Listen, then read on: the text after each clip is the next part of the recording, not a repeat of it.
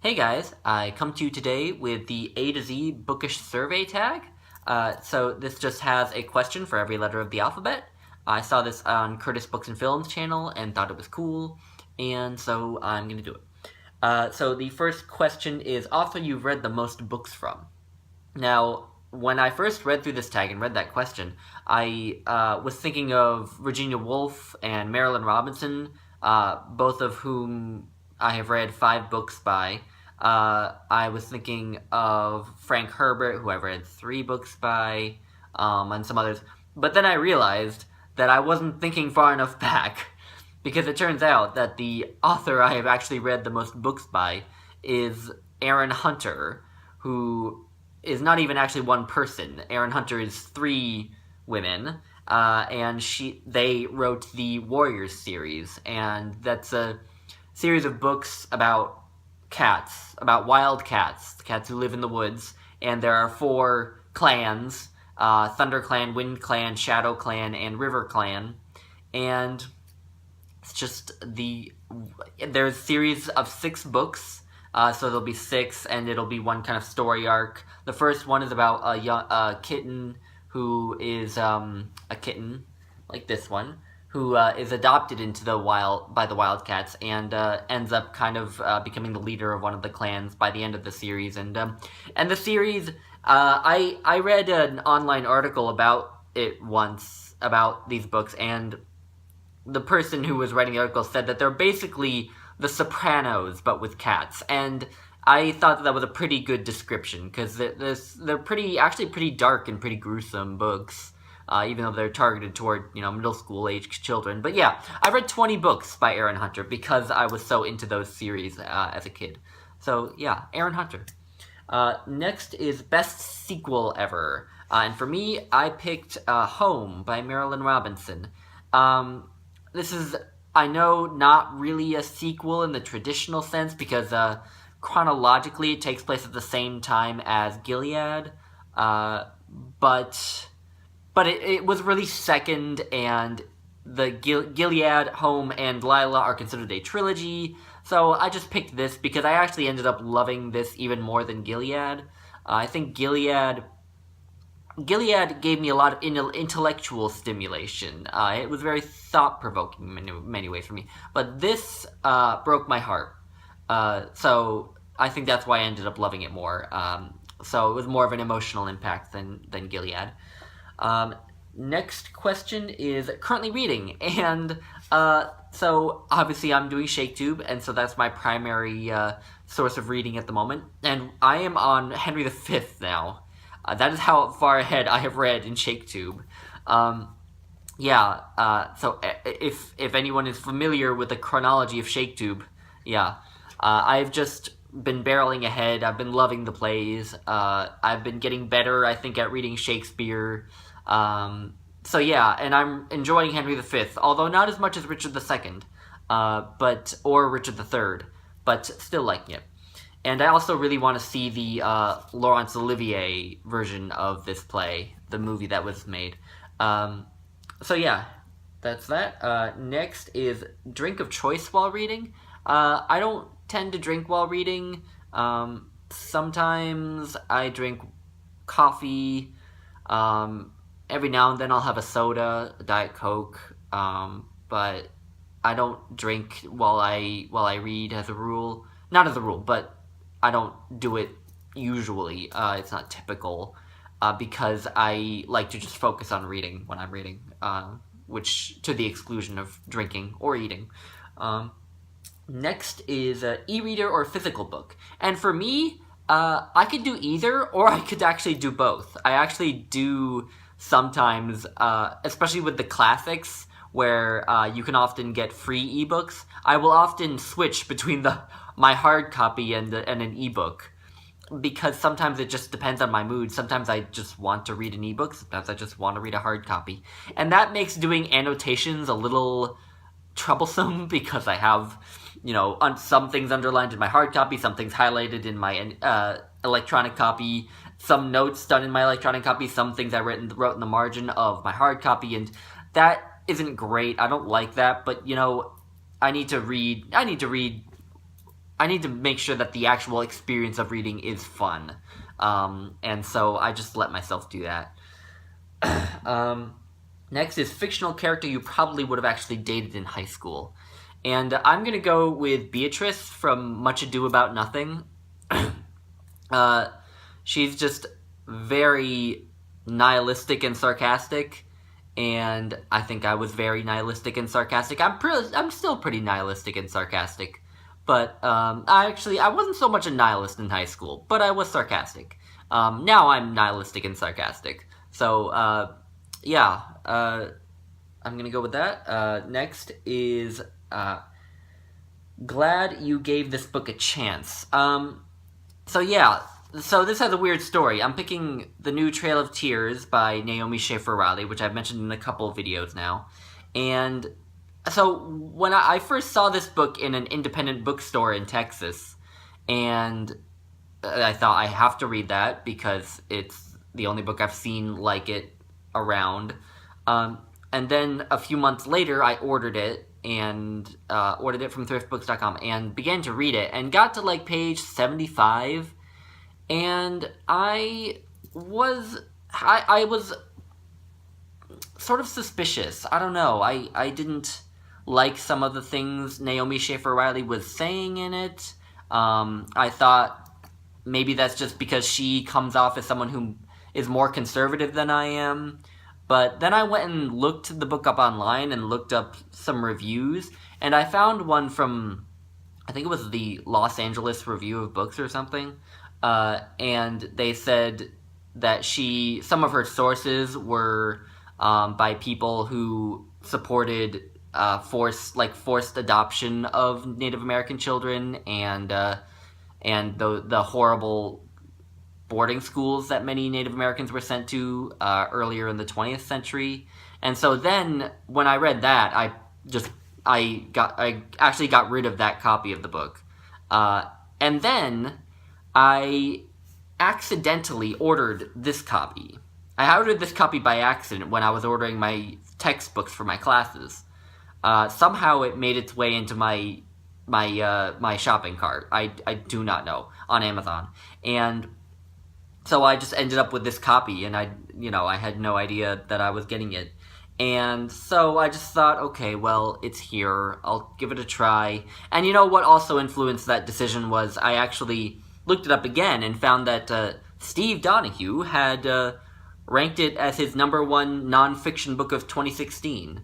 And I thought, okay, Steve is someone whose opinion I trust, so I will give a book a try and at least read to the end. And I'm glad I did.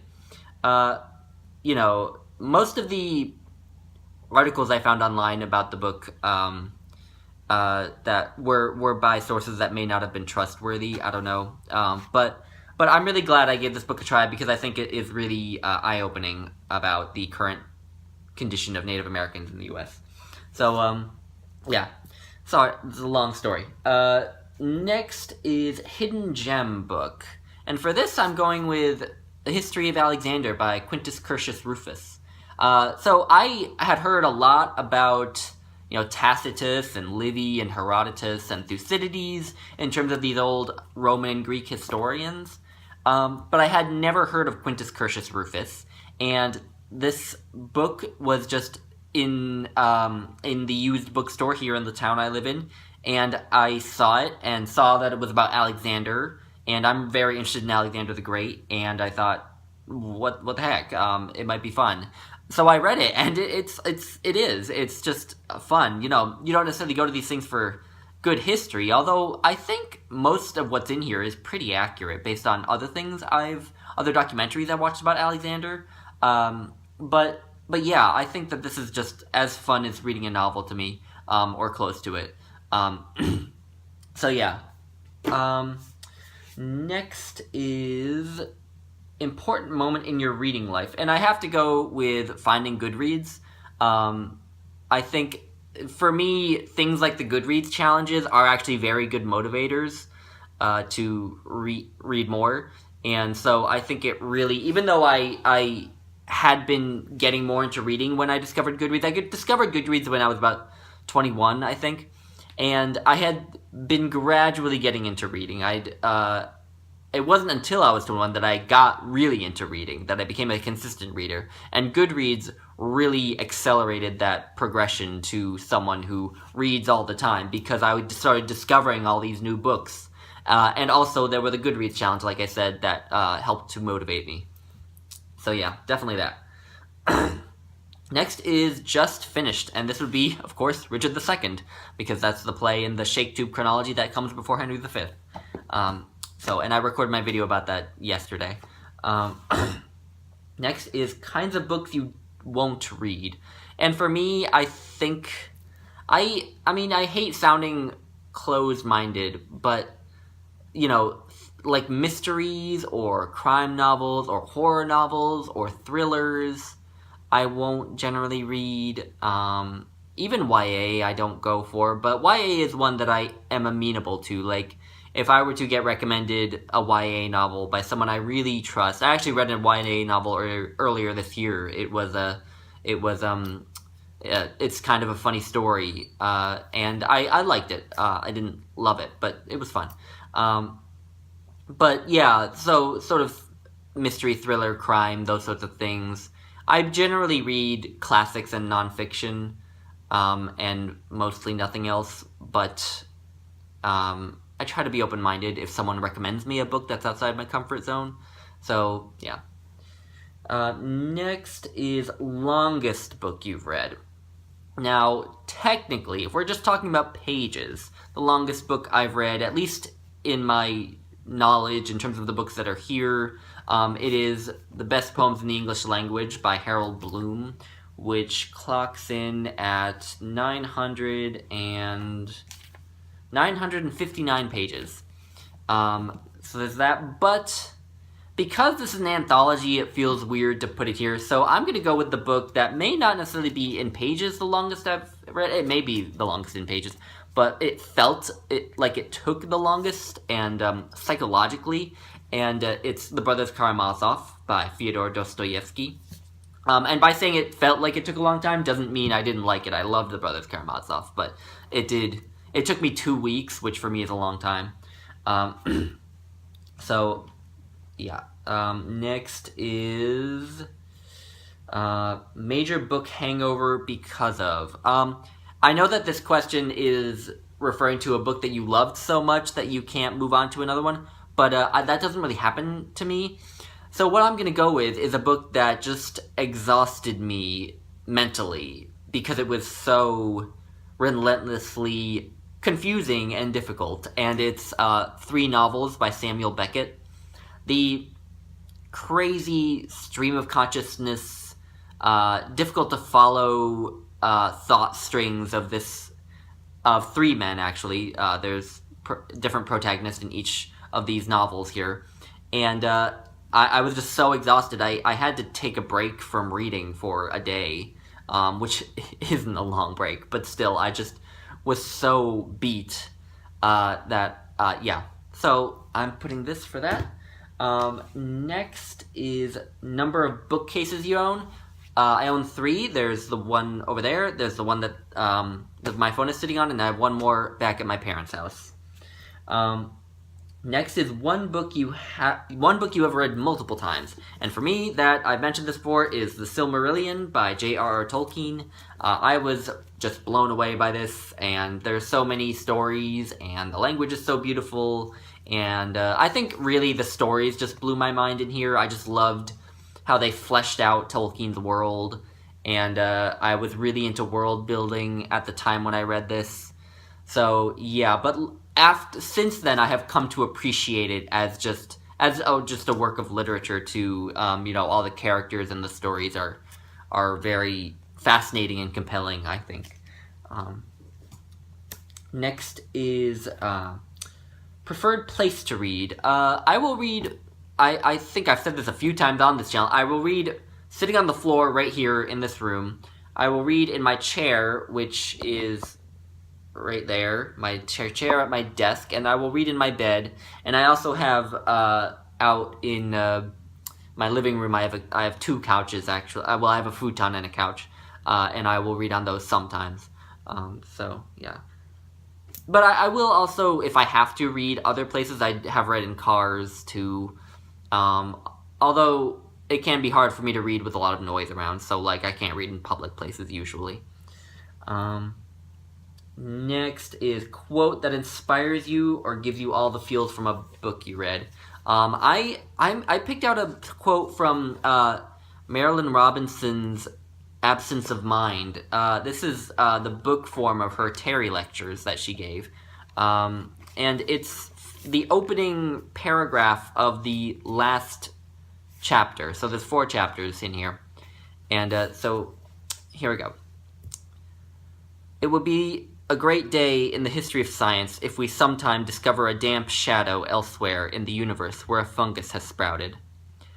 The mere fossil trace of life in its simplest form would be the crowning achievement of generations of brilliant and diligent labor.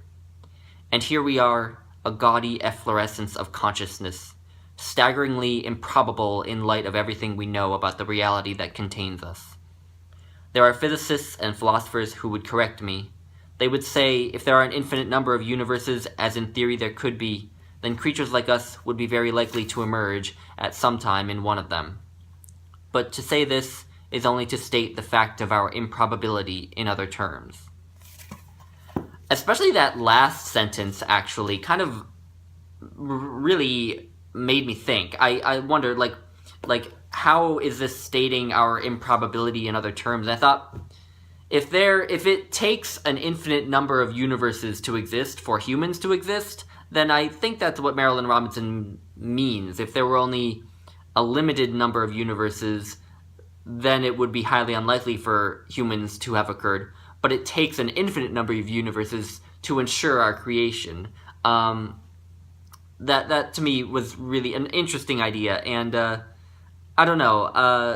I find that quote and that book endlessly fascinating. So yeah, I want to say that instead of another book quote that I've mentioned like 5 times already on this channel. So next is, let's see, reading regret. What book do you regret that you've read? I don't really regret any book I've ever read, I don't think.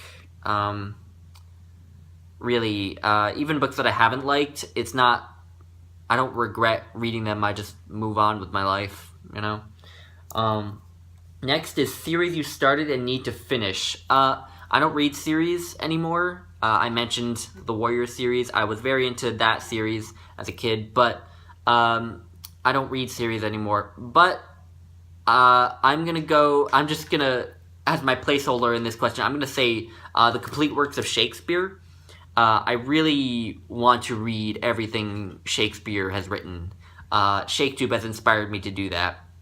So I think when ShakeTube is over, I will just keep reading until I finish Shakespeare, however long that takes. But yeah. Next is 3 of your all-time favorite books. Well, I've already mentioned 2 of them. One of them would be The Silmarillion, and another would be Home, and the last I'm gonna put here is Moby Dick. Yeah. I need to reread Moby Dick, though. Next year, when I'm reading through the Western Canon Starter Kit, I am going to reread Moby Dick.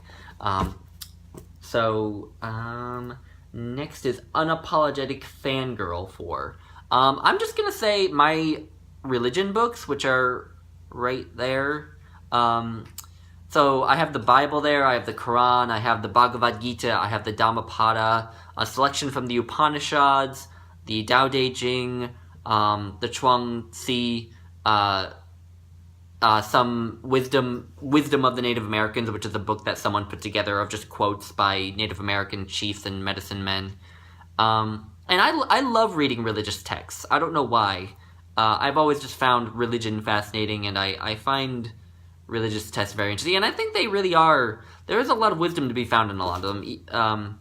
You know, the people I know tend to be not very religious, and most of the people I know are also atheists. So when they find out that I enjoy reading, like, the Bible, they tend to be kind of baffled. But there is so much. Not only are there great stories, I think there is a lot of wisdom to be found in the Bible, alongside, you know, homophobia and other things, and patriarchy and things like that. There is still a lot of wisdom to find in it. And oh yeah, the Analects of Confucius I have there too. Those are another personal favorite. Yeah, that is my answer. Next, very excited for this release. I don't read new releases, so I'm sorry I can't really answer this question. Next is worst bookish habit.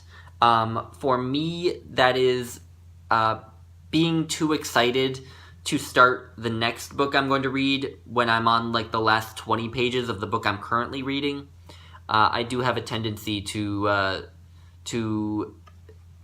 have a hard time finishing books because I'm so excited to start the next book.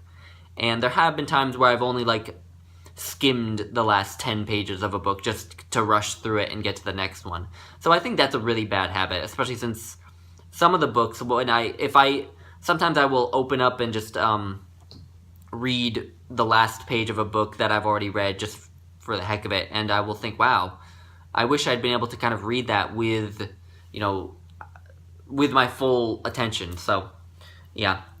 Next, X marks the spot. Start at the top of the left of your shelf and pick the 27th book, and for me, that just happened to be the poetry of Jaroslav Seifert, who is the only Czech writer ever to have won the Nobel Prize in Literature, and whose poetry, as you can see, I love very much. Next is your latest book purchase. The last two books I bought were C.S. Lewis's A Grief Observed and Leaves of Grass by Walt Whitman. Why? Your latest... Oh, wait, no. Okay. And ZZZ Snatcher book. Last book that kept you up way too late. Well, Richard II would qualify. That kept me up very late. And I think Henry V is probably also going to keep me up late because I'm veering in on being done and I kind of want to finish it tonight. And then I get to read Hamlet. Hamlet has been the one that I've been waiting for in ShakeTube. I've already read Hamlet once, but I've been so eager to reread it for so long. So, getting this done and reading Hamlet is something I'm really excited for. But yeah, so this is the A to Z bookish survey tag. So anyway, I'm sorry this video's been so long, but yeah.